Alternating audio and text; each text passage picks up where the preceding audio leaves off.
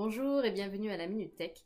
L'objectif est de vous informer de concepts aux fonctionnalités des applications métiers à travers de courtes vidéos. Je m'appelle Sana Baou, je suis spécialiste Power BI chez Microsoft France. Et la vidéo du jour va servir d'introduction à Power BI.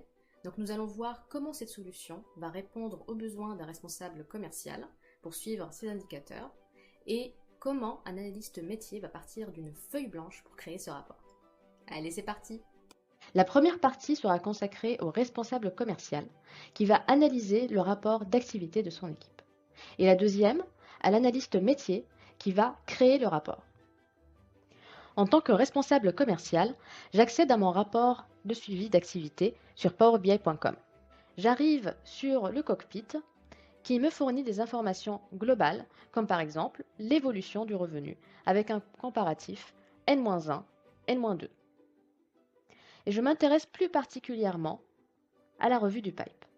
Je vais ainsi explorer les indicateurs relatifs aux opportunités qui sont à risque.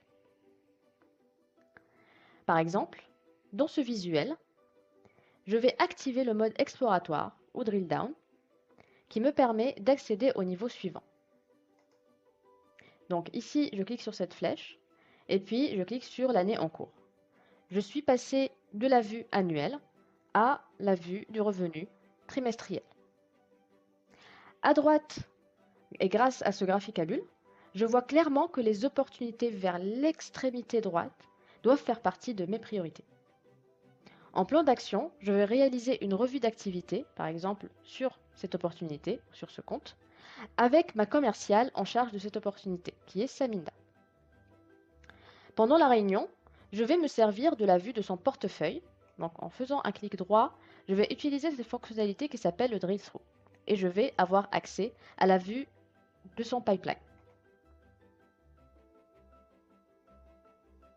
Et ça permettra d'aligner justement la stratégie sur les prochaines actions de ma commerciale. Je peux également utiliser les fonctionnalités intelligentes de Power BI. Par exemple, ici, la narration intelligente, qui représente un texte d'analyse généré automatiquement et qui s'adapte à mon interaction sur la page. Nous avons également l'intégration de la détection d'anomalies. Ici, elle permet de mettre en évidence les facteurs qui peuvent influencer la croissance d'ouverture de nouvelles opportunités. Et enfin, je peux également poser des questions à Power BI en utilisant la fonctionnalité dite Q&A. Ça me permet d'accéder à des informations qui vont au-delà de visuels qui sont proposés. Je peux par exemple demander quel est le top 5 des commerciaux les plus performants de l'année précédente.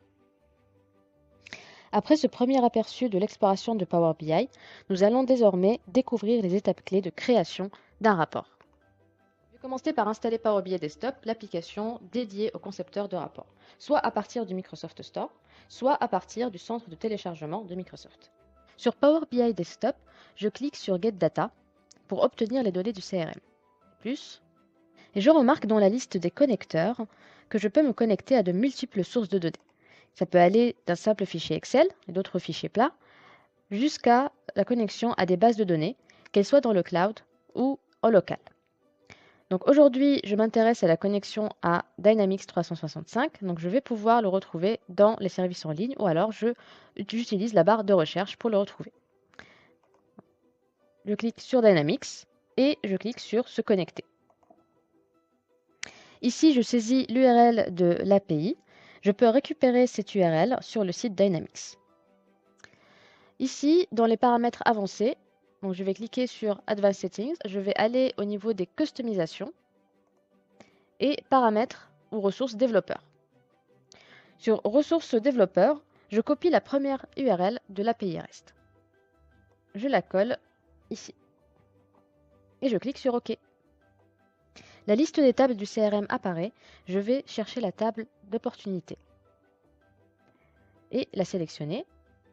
Tac. Pour gagner du temps, je clique également sur Select Related Tables. Ça me permet de sélectionner les tables qui sont associées à la table opportunité. Il me reste désormais à sélectionner, transformer les données. En cliquant sur Transformer les données, j'ouvre Power Query Editor, qui me permet de nettoyer mes données. Par exemple, sur la table Opportunités, je n'ai pas besoin de cette colonne, donc je vais la supprimer. Donc je vais sélectionner Remove Columns. Je vais également transformer le format de cette colonne en un nombre décimal fixe. Pour cela, je clique ici et je vais sélectionner Fixed Decimal Number. Vous remarquerez que les étapes ou les transformations que je viens d'effectuer apparaissent dans les étapes à droite. Je peux également choisir, par exemple ici, de revenir en arrière si besoin. À noter que toute transformation réalisée ici sera persistante sur le modèle qui va être généré, mais ça ne modifie en aucun cas la source de données. Une fois mes transformations finalisées, il me suffit d'appliquer et de charger les données. De retour sur la page principale de Power BI Desktop, je vois que mes données sont chargées et je vais pouvoir les utiliser pour créer mes visuels. Mais avant cela, il me reste un élément à vérifier.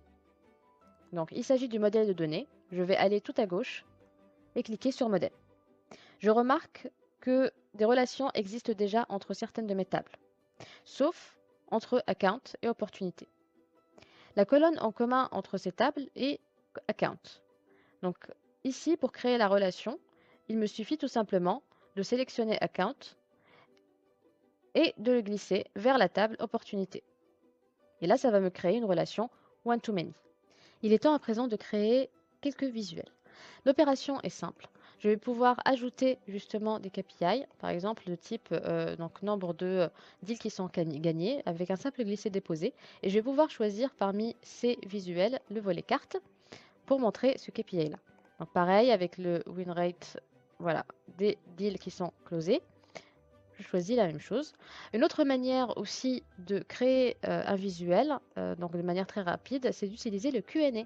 Donc je vais tout simplement utiliser donc, cette fonctionnalité-là. Je vais pouvoir poser une question à Power BI ou alors directement utiliser les suggestions. Et avec le résultat de cette question, je vais pouvoir le transformer en un visuel standard, tout simplement en cliquant ici. Ce que je trouve extrêmement intéressant en tant que concepteur de rapport, c'est la faculté d'accéder à un répertoire enrichi de visuels supplémentaires qui sont personnalisés via l'AppSource. Donc je clique sur obtenir plus de visuels et j'arrive justement sur l'AppSource avec une liste complète de tous les visuels supplémentaires auxquels je peux accéder. Et ces visuels, ils sont soit développés par Microsoft, soit par nos partenaires. Donc je vais pouvoir choisir un de ces visuels, par exemple celui-ci, et je vais l'ajouter. Et donc en quelques clics, je vais pouvoir l'utiliser. Je sélectionne du coup ce visuel que je viens d'ajouter et je vais pouvoir justement ajouter des KPI à l'intérieur pour pouvoir l'utiliser.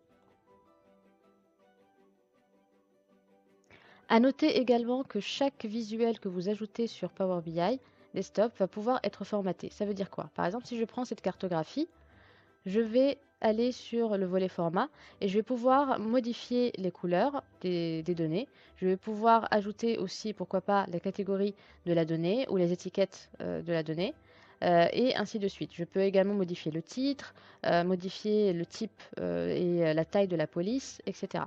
Et donc en travaillant sur justement ce volet-là, je peux arriver justement à créer un rapport qui soit plus abouti, plus travaillé et surtout plus consistant. Une fois mon rapport finalisé, la dernière étape va consister à le publier et à le mettre à disposition des responsables commerciaux. Je vais cliquer tout simplement sur Publier et je choisis de mettre à disposition dans un espace qui est dédié. Je clique sur Sélectionner. Et à noter ici que le partage de rapport est soumis à des exigences de licence Pro et ou Premium. Donc n'hésitez pas à nous contacter ou à contacter nos équipes commerciales pour en savoir plus. Nous arrivons vers la fin de la vidéo, j'espère qu'elle vous a plu. En tout cas, n'hésitez pas à nous faire part de vos avis et idées de sujets à traiter prochainement. Un grand merci et à bientôt!